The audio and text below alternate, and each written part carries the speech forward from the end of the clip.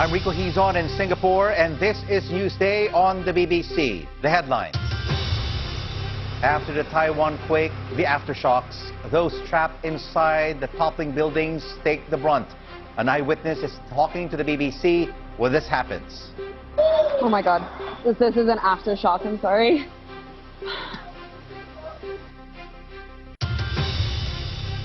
Positive early gains as the Asian stock markets open and after U.S. shares bounce back from a roller coaster ride for the world's share markets. I'm Sharon Lail in London. Also in the program, the U.S. Vice President Mike Pence arrives in Asia ahead of a meeting with Japan's Prime Minister.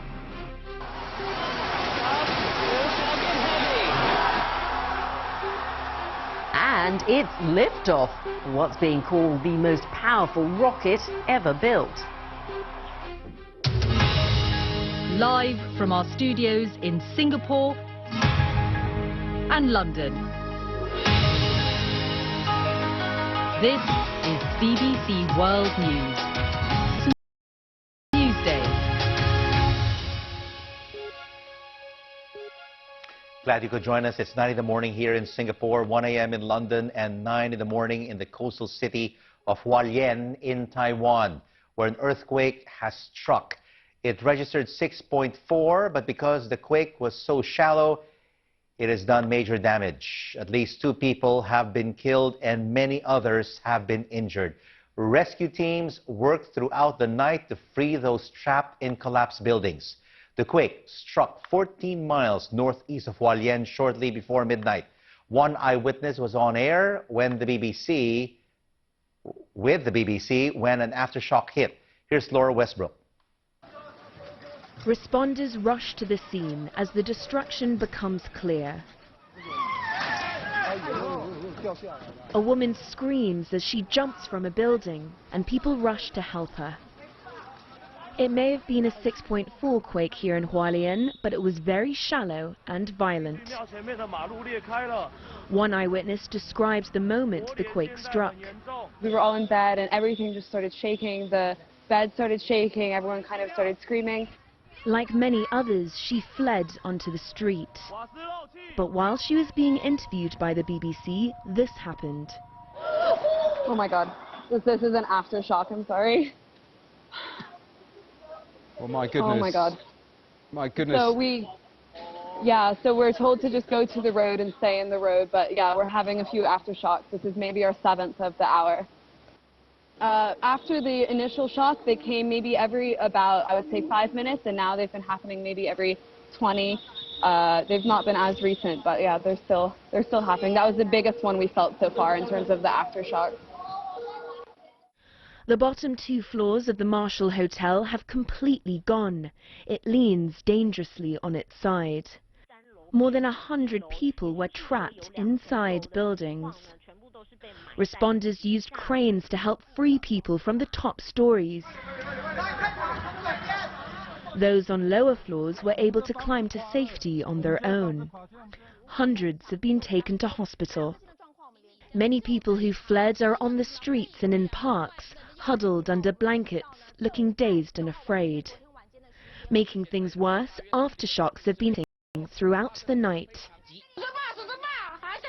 Taiwan lies near the junction of 2 tectonic plates and is regularly hit by earthquakes. But residents here say this is the biggest one they've experienced in a decade. Laura Westbrook, BBC News. Well, let's get some more on that story. And earlier I spoke to our correspondent Cindy Su in Taipei, who was shaken out of bed as the quake struck. Well, there have been several aftershocks after that one. In fact, nobody could sleep well last night, not even people in Taipei, which is about 160 kilometers away. And when the earthquake struck, even I felt it. I was shaken out of bed. So a lot of people, especially in Hualien, spent the night in parks. Some of them have been put into shelters at schools as well as gymnasiums. They have been told not to go back to their buildings because there might be more aftershocks. And they have also been told that there might be gas leaks and explosions in some of the buildings that were affected. So definitely a very difficult night for everyone. Now, we know there have been 2 deaths confirmed, Cindy, and a lot of concerns over those trapped in a collapsed hotel, as well as a residential building. So tell us the latest there in terms of rescue efforts. Well, the latest I just heard from the fire department in Hualien City is actually pretty good news. They say that so far they seem to have found everybody that has been unaccounted for, that has been reported missing, except for 2 people at the hotel. And these were the 2 employees working at the front desk in the lobby of the Marshall Hotel, which is the worst affected building. Now, that building lost its basement 1, first floor, and second floor. Those 3 floors were crushed. So what you see on the images on TV, the lowest floor is actually the 3rd floor. So they were able to amazingly find an employee who was on B1, and that employee told reporters early this morning that he had his mobile phone with him, and he also had a small flashlight, and that helped the rescuers find him relatively quickly within 4 hours after the earthquake. But the other 2 employees at the hotel are still missing. And that was Cindy Su speaking to me earlier. Also making the news today, stock markets in Asia, Europe and the United States have seen further volatility after dramatic falls in global share prices yesterday and overnight. Investors have been concerned about the prospect of interest rates rising in the US. The Nikkei index has been open in the last hour, and we'll have more on how that's doing in a few minutes. And there are reports that South Africa's President Jacob Zuma could resign if he can agree with a deal with his deputy Cyril Ramaphosa. Mr. Zuma has been under huge pressure to quit to avoid a power struggle. A State of the Nation address he was due to give on Thursday has been postponed. 3 Hong Kong pro-democracy activists have won their appeal against jail sentences given to them for their role in street protests in 2014. The territory's Court of Appeal overturned the sentence handed to them for leading what became known as the Umbrella Movement. One of them, Joshua Wong, spoke outside the court after the ruling. I would say it's not a victory at all, and there's no cause for celebration. The judgment, we might describe it as a sugar-coated, straight judgment, because the court have defined umbrella movement as a violence action, which means that it might cause more people face jail sentence in the future because of the strict guideline. More than 1,200 security guards have been withdrawn from the Winter Olympics in South Korea because of an outbreak of norovirus. The organizers have brought in military personnel to replace the guards ahead of the Games, which are due to get underway on Friday. Now, if you're a car lover, I've got to warn you, you might want to look away right now, because in the Philippines, officials have bulldozed more than a dozen luxury vehicles seized in a nationwide crackdown on crime and corruption. Now, some of these cars, these luxury cars, are worth more than $115,000 each. It's all part of President Rodrigo Duterte's bare-knuckles approach to law and order.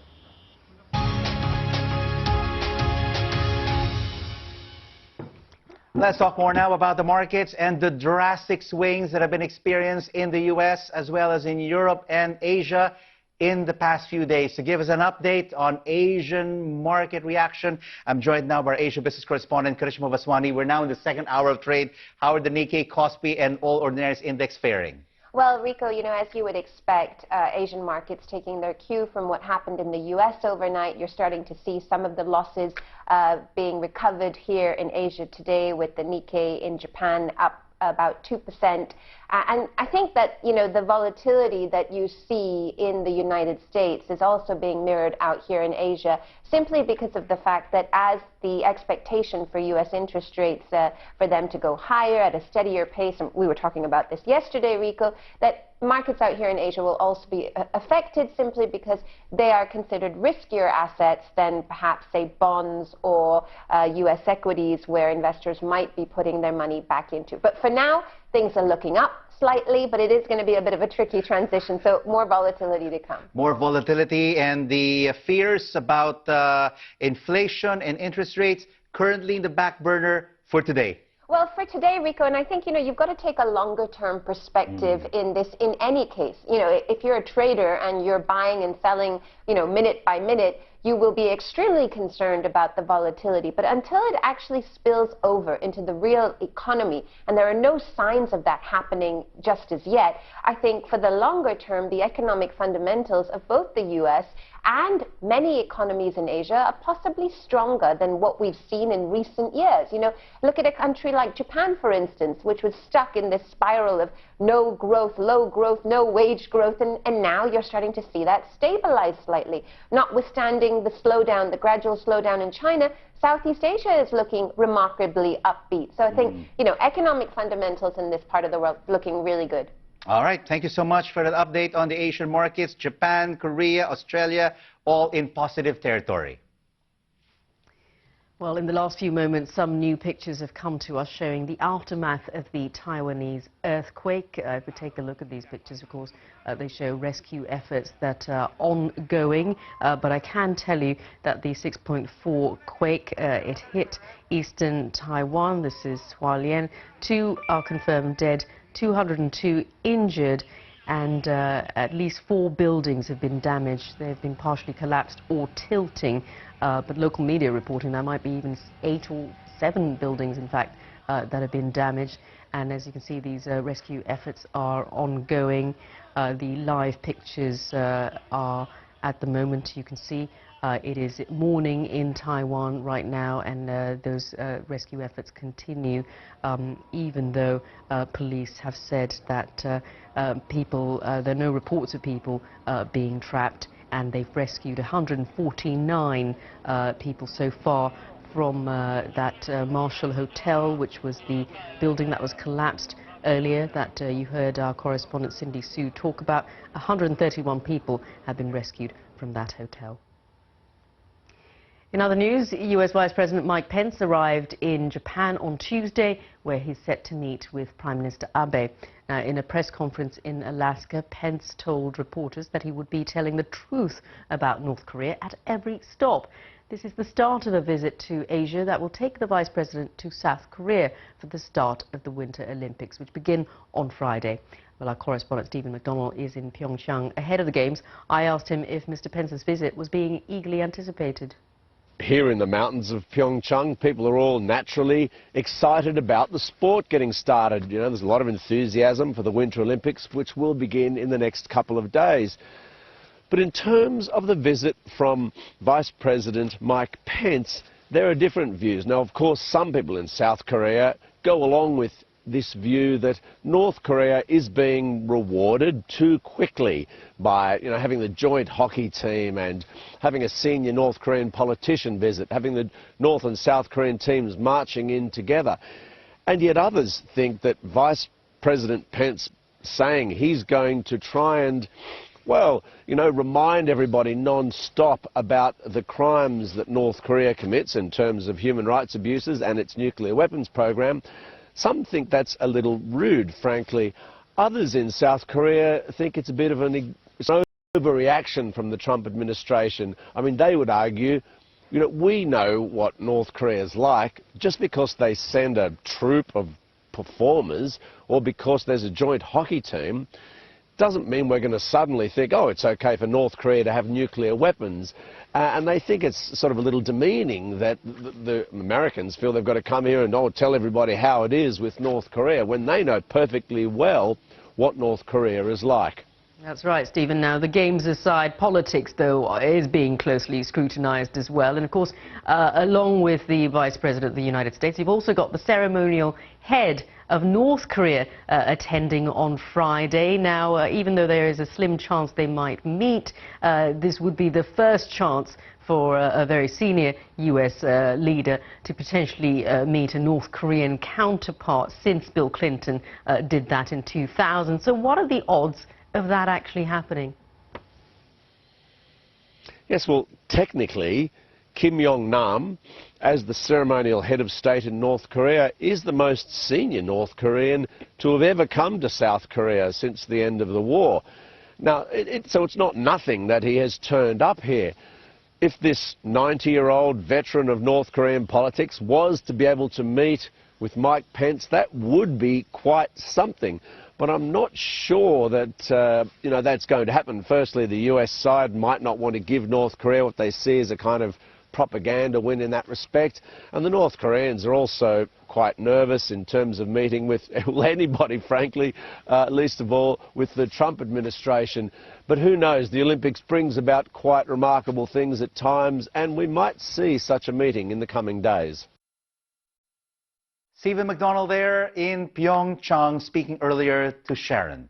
You're watching Newsday on the BBC, live from Singapore and London. Still to come on the program, it's liftoff for the rocket that's claimed to be the most powerful ever launched. And also on the program, are children facing a cyber pandemic? Well, we talked to an author of the report who believes they are.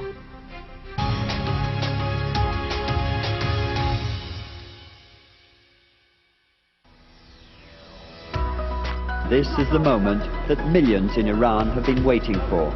After his long years in exile, the first hesitant steps of Ayatollah Khomeini on Iranian soil. South Africa's white government has offered its black opponents concessions unparalleled in the history of apartheid. The ban on the African National Congress is lifted immediately, and the ANC leader Nelson Mandela, after 27 years in jail, is to be set free unconditionally. The aircraft was returning from Belgrade, where Manchester United had entered the semi-final of the European Cup. 2 Americans have become the first humans to walk in space without any lifeline to their spaceship. One of them called it a piece of cake. The people have given the yachtswoman Ellen MacArthur a spectacular homecoming in the Cornish port of Falmouth, after she smashed the world record for sailing solo around the world non-stop.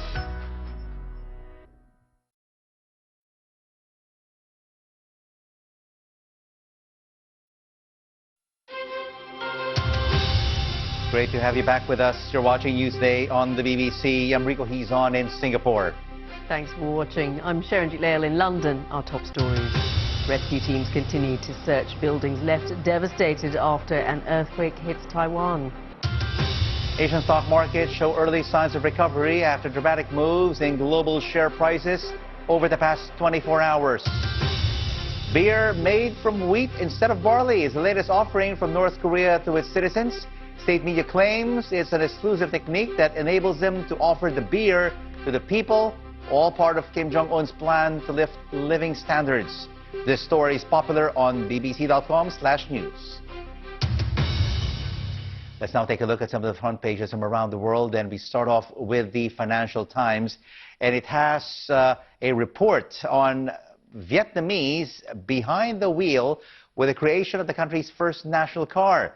The Ving Group is firing on all cylinders to get the new vehicle on the road within 2 years, and they are to be unveiled at the Paris Car Show this coming October.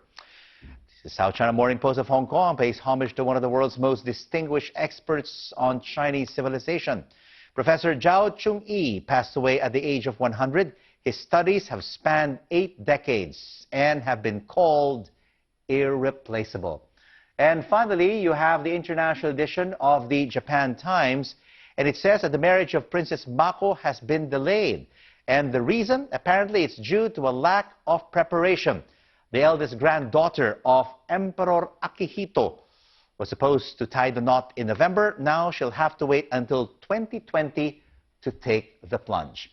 And those are the lead stories of key publications around the world. And in trending, Sharon, 2 Hollywood celebrities are sparking discussions online.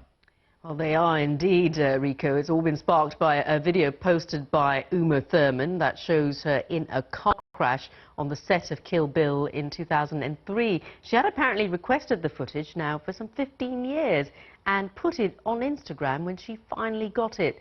Now, the actress says she had worries about the state of the car, but that Quentin Tarantino persuaded her to go ahead with the scene. The film director said allowing the actress to drive that car is one of the biggest regrets of his life. The internet, smartphones, and social media, the impact they have on children is never far from the thoughts of parents and teachers. But are we really facing what some experts call a cyber pandemic? Well, a new report believes that we are. It found that over half of 8 to 12-year-olds are exposed to cyber risks, such as cyberbullying, fake news, and online sexual abuse. The number of those at risk rises in countries undergoing rapid digital transformation, 71% in Egypt and the same percentage in Indonesia. By 2020, it's estimated that over 725 million children aged from 8 to 12 will be online. And more than 90% of these will be from those countries experiencing that rapid rate of digital penetration. And those countries are where cyber risks are at its greatest.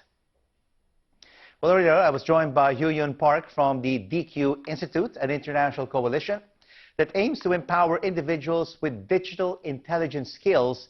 And they published this report in association with the World Economic Forum. She started by telling me about the dangers of the speed of technological developments for children. Especially, we see that, just like you described, the nations that having the rapid digital transformation also got hit severely because the speed of their internet adoption and mobile penetration doesn't follow with the adequate protection for the children. Why did you decide to focus on the 8-year-old to 12-year-old age group? Very good question. I called it a golden time to rescue. It's a prime age because about 10 years old, children start having their own smartphone. And this is an age group, they start engaging in social media, games in a very active way.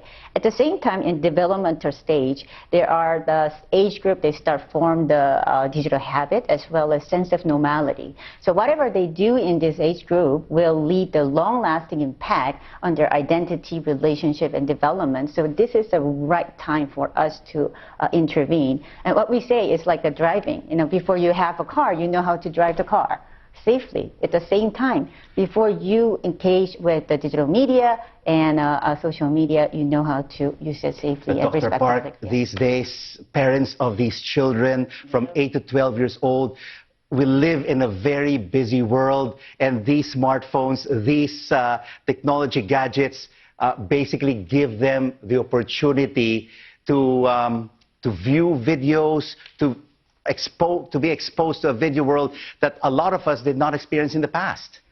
True. I'm also a mother. I have 2 kids, exactly 8 and 10 years old.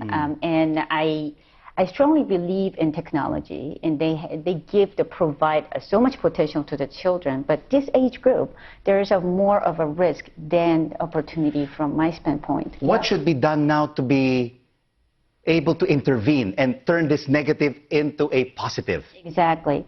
So that's why we actually developed the methodology called the DQ. It's like IQ and EQ.